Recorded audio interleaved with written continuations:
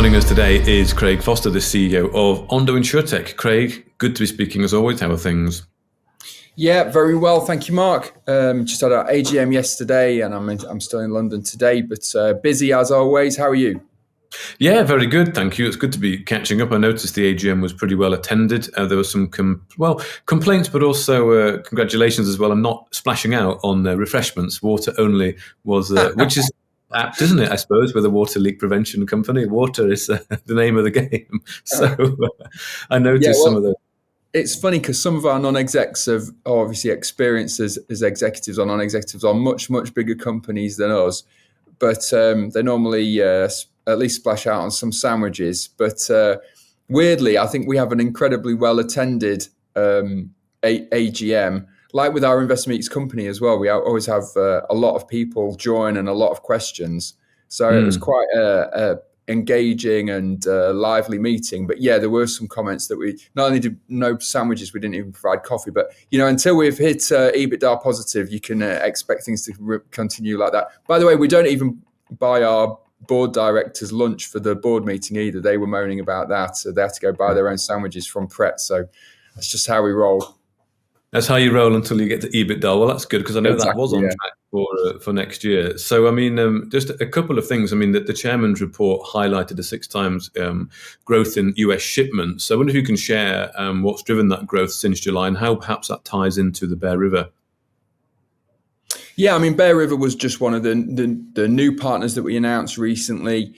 The key is, we've obviously already signed US partners that have got huge customer bases in the States. So the aim of the game now is keep delivering the ROI for those partners, keep delivering an excellent customer service for their customers in the US. We've obviously expanded very quickly into a lot more states in the US, and I'm pleased to say that continues to go well. You can see also in the chairman's statement, he mentioned about the Net Promoter Score. So year to date, the Net Promoter Score in the US is now pretty much drawn level with the UK. I think it's 87 now in the US. I mean, it can't really go much higher, but it's really quite remarkable given the number of new plumbers that we hired in the US to deliver that service on the back of the deployed devices in the States. Yeah, so I mean, we've shipped nearly 40,000 units into the US. It's 80% of the global shipments have gone to the States, and it's 6 times year-on-year growth. But we seem to be coping with that growth pretty well at the moment. Well, it's a good point to perhaps explore because I think the US now is driving, I think it's over 50% of the recurring revenue. So, I mean, there's obviously risks and opportunities here with expanding out into the States and further expanding out. So, I mean, how is that going? How are you seeing the different risks and opportunities? I think the executional risk is just, managing the operational scale as we expand, making sure that customer service is excellent every time, and making sure we've got engineers in the right places to do the repairs. I think we've managed that very well so far, so there's no reason to think we can't continue to expand at the same kind of pace. I think that's the main risk. Okay. And in terms of the opportunity, it remains huge. I mean, we've got a huge opportunity with our existing partners to keep expanding. Obviously, Liberty Mutual and Nationwide have been the 2 biggest as both top 10 US carriers. But as we build on that momentum, obviously, there's a big opportunity in the US to add more partners as well. I'll be back in Las Vegas at InsurTech Connect in a few weeks, attending another one of those think tanks with, as we continue to build those relationships. And build the pipeline with other US carriers. So the opportunity remains huge. Okay, excellent. And then when it comes to Europe, then I know you've had positive things going on with Europe, with Admiral, NFU Mutual, for example, as well. Of course, we did that sit-down interview. So I mean, yeah, you're happy with how things are going? Any further news from NFU, for example, on that rollout? Yeah, NFU are happy. We've done a load more volume with them recently, so that's been what's been driving the recent growth in the UK. Yeah, so they're a good partner, as you know, because we visited their head office, met one of our key contacts there. So now that continues to progress well. There was a new deal announced with Admiral in the UK recently as well, and an expanded partnership in Denmark with If. that we announced recently. Basically, there was some consolidation in Denmark, some M&A activity. So now, through our partnership with Top Denmark, we're now able to market the product to the broader If group. They're now become the second largest home insurer across the whole of Scandinavia. So that's another good opportunity as well. So still opportunities in Europe, even though unashamedly our main focus has been on the United States recently.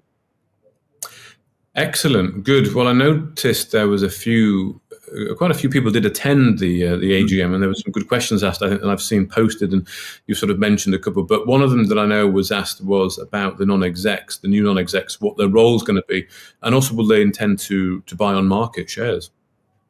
Yeah, so we've got two non-execs that have joined the team. So Greg, basically Greg from used to be a kind of well-regarded analyst, worked for the US investment bank KBW, and his particular expertise is on the insurance sector. And then James is also, James Quinn's basically an insurance industry veteran, used to be the CFO at Saga.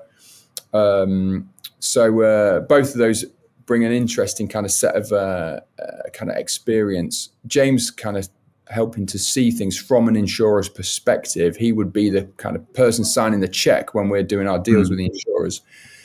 And Greg is an insurance kind of sector expert. And again, how you position that for the capital markets and his experience on the US specifically as well, all very, very helpful. Yeah, so they talked a bit about that and answered the question about why they were attracted to Ondo and how much they believe in the story and the growth prospects. And yeah, I enjoyed that question from investors, very pointed on when are they going to buy some shares. So they both said they are going to, but they couldn't confirm when for obvious reasons. Yeah, okay, absolutely. Yeah. Another couple of things I've noticed that I think were mentioned was one point here I think it's worth mentioning is that all the plumbers are trained by an ex-home customer service manager. So that's something that I wasn't aware of, but that's obviously a very good point. Also, someone had mentioned that perhaps making LeakBot mandatory is being discussed. So I don't know if you can elaborate on that point, really. Yeah, I mean, I won't answer it in the same kind of length that we did in the Q&A, but sure. We had a good conversation about what is the direction of travel in the insurance industry. And I talked a bit about how we'd seen a difference between the early phase when insurers would give this away. It was a nice to have. And they would say, this is now part of the policy. Would you like one? And now we're starting to see more kind of integration into the policy. Nationwide are a really good example of this, where they've built this smart home platform. They have integrated all of our APIs into their system, so they have full visibility of what we can see. But they actually offer different benefits to the customer. So they'll offer a policy premium discount, but it's dependent on certain things. So if they change Wi-Fi password and the device loses connection, then they'll also lose their smart home discount. So I think that's the direction of travel. Okay. We were asked about, do we see a world where carriers might make this mandatory? And I was explaining it's very difficult for any carrier to do that kind of midterm. If you've bought an insurance policy and then at renewal you were told, now you've got to, if you bought a car insurance and then they told you at renewal that you now had to fit a black box and your cover was dependent on it. Yeah. For obvious reasons, that's not the proposition that you originally bought. However, on new business, you can see how you could do something a bit more innovative and make that much more integral into the actual policy terms and conditions. So we do expect that is a inevitable kind of endpoint of where we will end up, and we know people are experimenting with exactly that at the moment. Okay. Good. And another point, if I can, that I thought was good, well made on someone who attended. They said that it's easy to get the insurers to believe in the solution, but perhaps ramping up deployment remains harder. That's nothing new, and you're trying lots of things, but insurers' marketing departments have lots of other things and don't always, it's not really top priority. And I remember when we sat down with NFU, I sort of said to you, you're in a sweet spot now where you've got a lot of these trials going, a lot of people have bought the idea, but getting them to go that extra bit to full commit might be your challenge. So I don't know if you've had any more thoughts on that, how you can, get over that big hurdle. I mean, I would disagree with how you've just characterized that slightly, Mark. So I think we've, I think we're well past, 5 years ago, the question was, we were in pilots with insurers. Can we get them to go past that? 5 years ago, the likes of Hiscox said, okay, we're going past pilot. This is something in rollout. It's available to all of our customers. They've been doing that for the last 5 years. So, we have a strong track record of getting insurers to go past an initial pilot and into a rollout.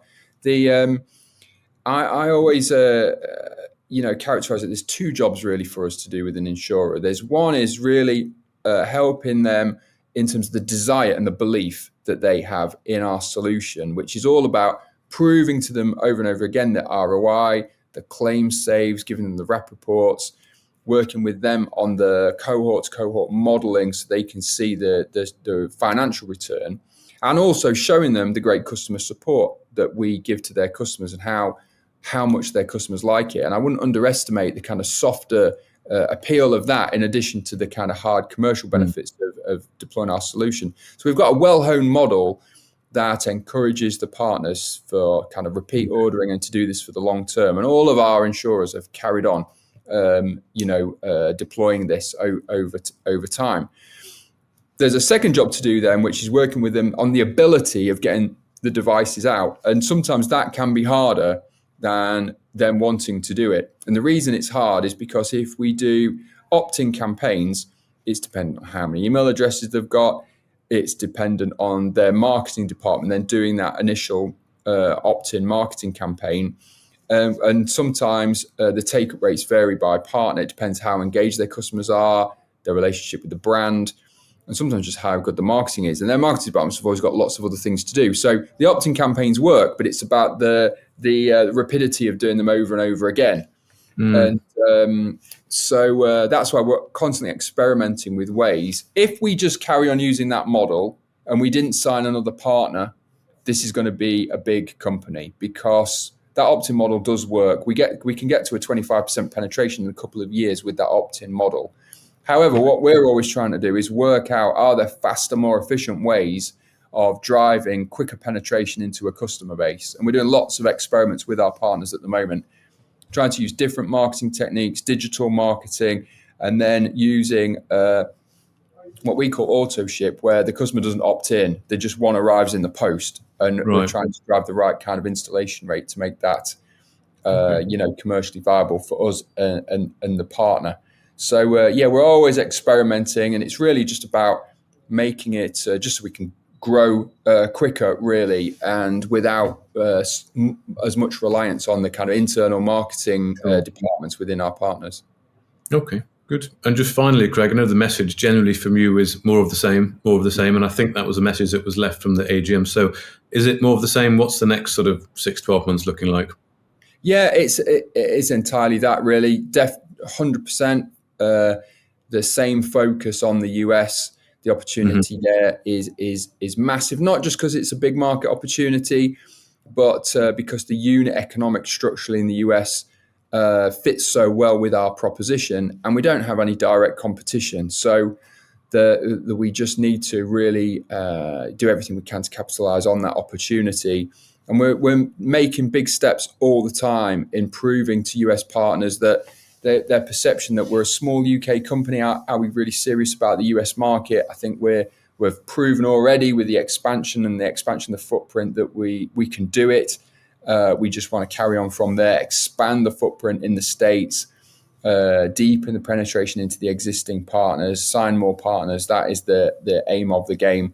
And obviously continue to there's obviously opportunities in Europe as well, but US is the focus, not just of the team on the ground in the US, but of the team back in the UK. The primary priority for the whole team is supporting that US expansion at the moment. Excellent. Well, Craig Foster, CEO of Ondo InsurTech, thank you as always for your time. Thanks, Mark. If you enjoyed this interview, then give us a thumbs up, a like or a retweet. Subscribe to us on YouTube or follow us on Twitter, and hit that notification bell to be the first to know when we release new content. There's loads of great content on our website too, across all our programs at stockboxmedia.com. Thank you for watching.